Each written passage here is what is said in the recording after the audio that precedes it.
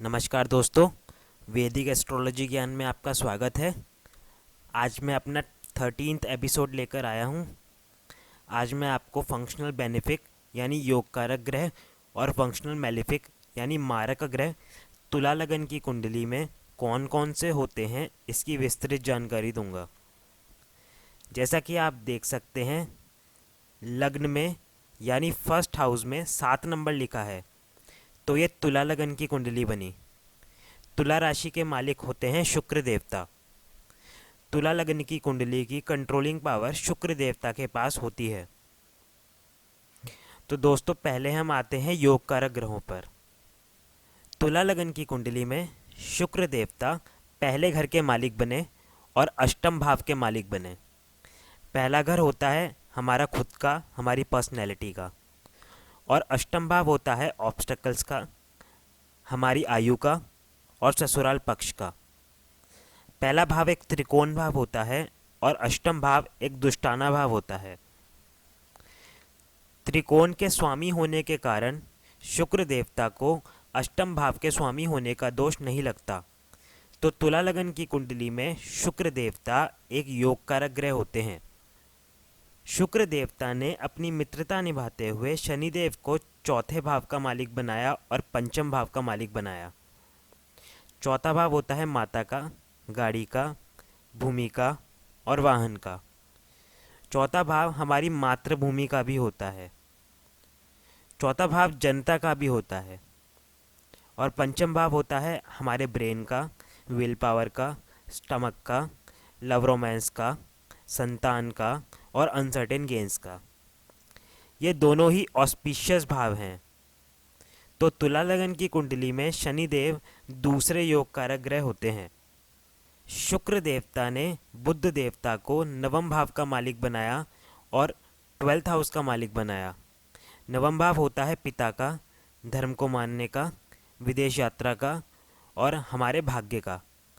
और 12th house होता है व्यय का, लॉसेस का, फॉरेन सेटलमेंट का, हॉस्पिटल बिल्स का, जेल यात्रा का और पति पत्नी के प्राइवेट टाइम का। नवम भाव एक त्रिकोण भाव होता है और 12th हाउस एक दुष्टाना भाव होता है।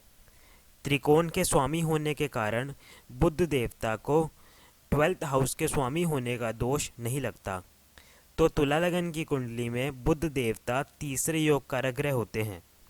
दोस्तों, अब हम आते हैं मारक ग्रहों पर। तुला लगन की कुंडली में मारक ग्रह कौन कौन से होते हैं इसकी जानकारी देता हूं मैं अब आपको। शुक्र देवता ने मंगल देवता को दूसरे भाव का मालिक बनाया और सप्तम भाव का मालिक बनाया। दूसरा भाव होता है धन का, कुटुंब का और हमारी वाणी का। और सप्तम भाव होता है डेली वेजेस का, हमारी मैरिज का और पार्टनरशिप्स का। ये दोनों ही ऑस्पिशियस हाउसेज हैं। लेकिन अष्टम टू अष्टम थ्योरी के अकॉर्डिंग दूसरे भाव का मालिक या सप्तम भाव का मालिक लग्न लॉर्ड का एंटी पार्टी हो या शत्रु हो तो वो मारक ग्रह होता है।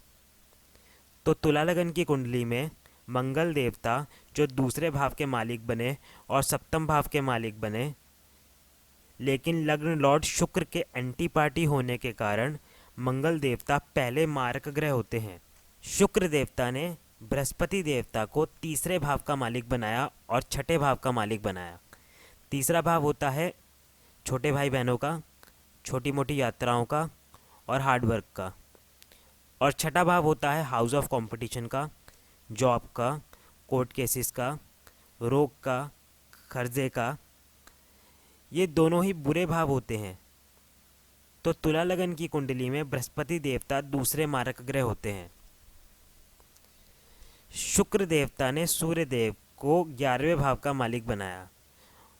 तो तुला लगन की कुंडली में सूर्य देव एक मारक ग्रह होते हैं। तो दोस्तों, तुला लगन की कुंडली में 3 मारक ग्रह होते हैं। पहले हुए मंगल देवता, दूसरे बृहस्पति देवता और तीसरे सूर्य देवता। और तुला लगन की कुंडली में 3 योग कारक ग्रह होते हैं। पहले शुक्र देवता, दूसरे शनिदेव और तीसरे बुध देवता।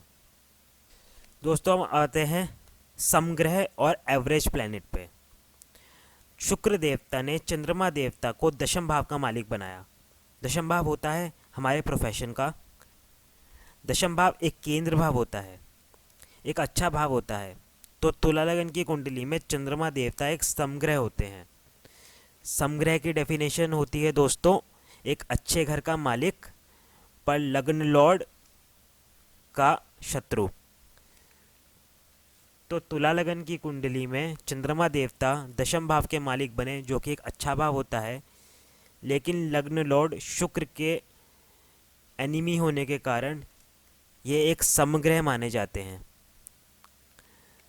तो दोस्तों मैं अपनी वाणी को यहीं विराम देता हूँ और आज के अपने एपिसोड को यहीं ख़त्म करता हूँ। आशा करता हूँ आपको मेरी वीडियोस अच्छी लगी होंगी।